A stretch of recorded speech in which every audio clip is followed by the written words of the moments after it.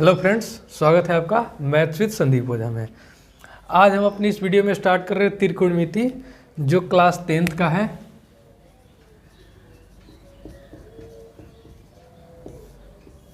आज हम अपनी इस वीडियो में त्रिकोणमिति चैप्टर का बेसिक बिल्कुल स्टार्ट कर रहे हैं, बिल्कुल बेसिक से।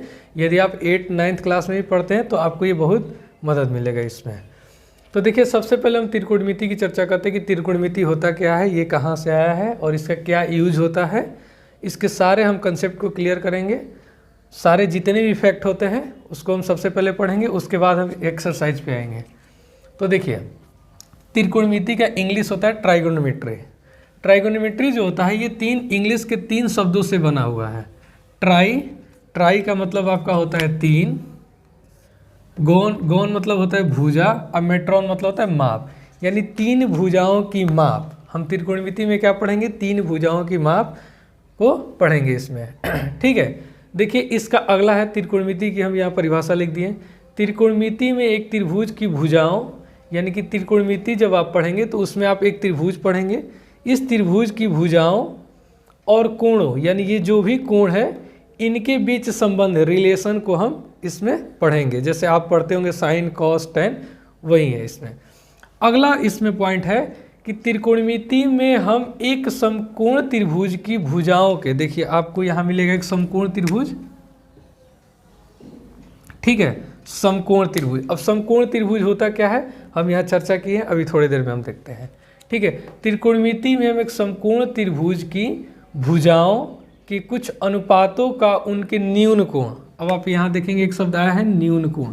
तो न्यून कोण क्या होता है, न्यून कोण जो होता है वो 0 डिग्री से बड़ा और 90 डिग्री से छोटा होता है। जैसे कि आप ये देख रहे हैं एक समकोण हम बनाए हैं, ये 90 डिग्री है, ये 0 डिग्री है और ये 90 डिग्री है। ठीक है, तो न्यून कोण जो होता है ये 0 डिग्री से ऊपर और 90 डिग्री से नीचे, इसी बीच में कहीं ये लाइन रहता है, ये कोण रहता है।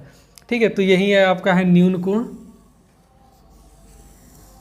वैसे हम लाइन्स एंड एंगल्स चैप्टर जो पीछे पढ़ाए थे उसमें हम बता चुके हैं, आप देख सकते हैं। ठीक है, न्यून कोण के सापेक्ष अध्ययन करेंगे, यानी कि ये जो त्रिभुज लेंगे हम, समकोण त्रिभुज, इनमें जो न्यून कोण होगा, यानी कि आपका एंगल ए और एंगल सी, इसी के सापेक्ष हम अनुपात को, रिलेशन को इस चैप्टर में देखेंगे। ठीक है, तो आइए सबसे पहले देखते हैं समकोण त्रिभुज होता क्या है। ठीक है, क्योंकि हम त्रिकोणमिति में जो पढ़ेंगे वो समकोण त्रिभुज पे ही इनका रिलेशन हम पढ़ेंगे। तो देखिए समकोण त्रिभुज क्या होता है, तो आइए देखते हैं समकोण त्रिभुज। राइट एंगल ट्रायंगल इसको इंग्लिश में बोला जाता है। ठीक है, वैसा त्रिभुज जिसका एक कोण समकोण, यानी कि ऐसा एक त्रिभुज हम ड्रॉ करेंगे जिसमें एक कोण जो होगा वो कैसा होगा, समकोण होगा, मतलब कि 90 डिग्री का कोण होता है। समकोण मतलब क्या होता है, 90 डिग्री, यानी कि इसमें एक कोण जो होगा वो क्या होगा, समकोण होगा। ठीक है, यहाँ पे नोट में हम लिख दें, यहाँ पे ABC एक समकोण त्रिभुज है। देखिए हम ABC एक त्रिभुज बनाए हुए हैं, इसमें देखिए कोण B जो है वो क्या है, समकोण है, यानी कि एक कोण क्या है इसमें, समकोण है। कोण A के सापेक्ष या सम्मुख, सापेक्ष या आप सम्मुख बोल सकते हैं, यानी कि सामने की जो होगा BC भुजा है। यानी कि अगर हम कोण A की बात करें इस समकोण त्रिभुज में, B तो हमें पता चल गया कि ये समकोण है, 90 डिग्री है, बिल्कुल सिंपल। अब देखिए इसमें एक कोण बचा A, यानी A के सापेक्ष, यानी कि सामने की भुजा कौन सी है, BC है। ठीक है, और C के सापेक्ष अगर आप देखेंगे तो कौन सी भुजा है, AB भुजा है। A के सापेक्ष BC या सम्मुख BC भुजा है और C के सापेक्ष AB भुजा है। और जो AC होगा ना ये कर्ण होगा। देखिए भुजा AC समकोण त्रिभुज का क्या है, कर्ण है। ठीक है, ये जो हमारा क्या है, कर्ण है। अब ये कर्ण होता क्या है उसकी हम अभी चर्चा करते हैं। देखिए, तो अब हम इस समकोण त्रिभुज देख लिए, या समकोण त्रिभुज की परिभाषा देख लिए, और इसमें कर्ण क्या होता है ये देख लिए कि समकोण के जो सामने की भुजा होती है यही हमारा कर्ण होता है। हम देखते हैं कर्ण क्या होता है। समकोण त्रिभुज में समकोण के सामने, यानी कि समकोण त्रिभुज है तो एक कोण तो समकोण होगा, ये तो पक्का है। इसमें देखिए कोण B जो है ये समकोण है, सामने की भुजा कर्ण कहलाती है। तो इस B जो कोण है, जो समकोण है, इसके सामने की भुजा क्या है, AC। तो इस त्रिभुज में हमारा AC क्या होगा, कर्ण होगा। बिल्कुल सिंपल है। इसे हम एच से निरूपित करते हैं। हाइपोटेनस की स्पेलिंग जो होती है एच से होती है, इसलिए हम इसको एच से निरूपित करते हैं। अब देखिए इस त्रिभुज की अगर हम बात करें तो इस त्रिभुज में बी समकोण है और समकोण के सामने कौन सी भुजा है, एसी है, तो एसी हमारा क्या हो जाएगा, कर्ण हो जाएगा। तो ये हमारा कर्ण होता है। अब देखिए लंब क्या होता है, परपेंडिकुलर इसको बोलते हैं इंग्लिश में। त्रिभुज के जिस कोण के बारे में पूछा जाए, तो हम अगर आप त्रिकोणमिति की हम बात करें तो त्रिकोणमिति में हम कुछ त्रिकोणमितीय सर्व समीकरण पढ़ेंगे, जैसे sine cos tan, sine cos tan, ये त्रिभुज की त्रिकोणमिति की सर्व समीकरण होती है। अब इसमें केवल इसी का मान नहीं आपसे पूछेगा, इसमें कोई कोण लगाएगा, ठीक है, जैसे sign A, sine B, sign C, cos A, cos B, cos C, tan A, tan B, tan सी।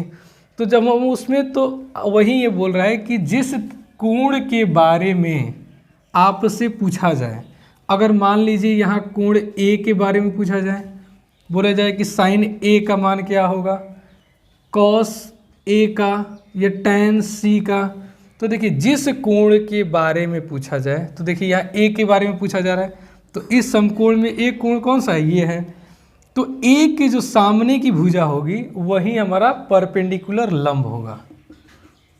यानी कि अगर हम साइन ए की बात करें तो साइन ए में जो लंब का हम मान लेंगे वो हम बीसी का मान लेंगे, यानी कि यहाँ बीसी क्या हो जाएगा, लंब हो जाएगा, ठीक है। वैसे ही अगर कॉस ए की बात करें तो कॉस ए में भी जब हम लंब का मान रखेंगे तो हम बीसी ही लेंगे। लेकिन यहाँ देखिए टैन सी लिखा हुआ है, अब यहाँ कौन सा कोण पूछ रहा है, ये कोण सी पूछ रहा है, तो इसमें लंब क्या बीसी होगा, बिल्कुल नहीं। इसमें जिस कोण के बारे में पूछा जाए, जिस कोण के बारे में पूछा जाए उसके लिए उस कोण के सामने की भुजा, यानी कि टैन सी के बारे में पूछ रहा है तो सी के सामने की भुजा क्या होगा, हमारा ये लंब हो जाएगा। यानी कि यहाँ टैन सी में लंब जो होगा क्या होगा, ए बी होगा, ठीक है। कर्ण तो एसी होगा ही, समकोण के सामने जो है ये तो कर्ण होगा ही, ये हमारा लंब हो गया, ठीक है। इसको हम पी से निरूपित करते हैं, ठीक है। परपेंडिकुलर की स्पेलिंग देखिए तो पी से स्टार्ट होता है, तो इसलिए हम इसको किससे निरूपित करते हैं, पी से निरूपित करते हैं। तो यही हमारा लंब होता है, ठीक है। जिस कोण के, एक बार फिर और बता दूं कि जिस कोण के बारे में पूछा जाए, यहाँ देखिए टैन सी के बारे में पूछ रहा है तो सी के सामने की भुजा क्या होगी, लंब होगी। यहाँ साइन ए के बारे में पूछ रहा है, यानी एक कोण के बारे में पूछ रहा है तो इसके सामने की भुजा लंब होगी। कॉस ए, तो कॉस ए में भी लंब हमारा बीसी ही होगा, ठीक है। अब देखिए आधार क्या होता है। आधार जो होगा, कर्ण और लंब के अलावा जो भुजा दी होगी समकोण में, उसी को हम आधार मानेंगे। तो इसमें अगर आप एक साइन ए के बारे में पूछा था तो ये जो लंब था, तो हमारा इसमें ए बी क्या हो जाएगा, आधार हो जाएगा, ठीक है। अगर टैन सी का पूछ रहा था, टैन सी का मान पूछ रहा था तो इसमें लंब ये था, ए बी लंब था, तो ये हमारा आधार हो जाएगा, ठीक है। तो ये दोनों चेंज होते रहेगा, उसमें हमें क्वेश्चन पे ध्यान देना होगा कि क्वेश्चन में किस एंगल के बारे में पूछ रहा है। तो ये हमारा आधार हो गया, इसको बी से निरूपित किया जाता है, ठीक है। तो मान लीजिए ये कर्ण है, अगर हम ए कोण की बात करें, ये कर्ण है, ये लंब है, इसको पी से निरूपित करते हैं, तो ये हमारा क्या होगा, आधार होगा, जिसको हम बी से निरूपित करते हैं, ठीक है।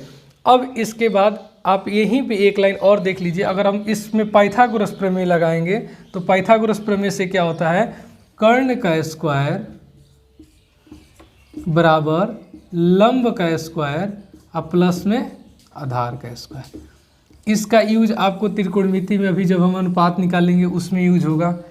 इसमें दो भुजा का मान दिया होगा, एक भुजा का मान निकालना होगा। तो देखिए कर्ण स्क्वायर बराबर क्या होगा, लंब स्क्वायर प्लस आधार स्क्वायर। अब इसके आगे का जो भी इसमें प्रॉपर्टी है त्रिकोणमिति का, हम नेक्स्ट वीडियो में करेंगे, ठीक है। नहीं तो ये वीडियो ज़्यादा लंबा हो जाएगा, बोरिंग हो जाएगा, इसलिए हम आज यहीं तक रखते हैं इसको, ठीक है। नेक्स्ट वीडियो में हम आपको इसके आगे के बारे में पढ़ाएंगे, उसके बाद हम सीधे एक्सरसाइज पे आपको लेके चलेंगे, ठीक है। यदि आप हमारे चैनल पे पहली बार आए हैं तो चैनल को सब्सक्राइब जरूर कर दीजिएगा। धन्यवाद।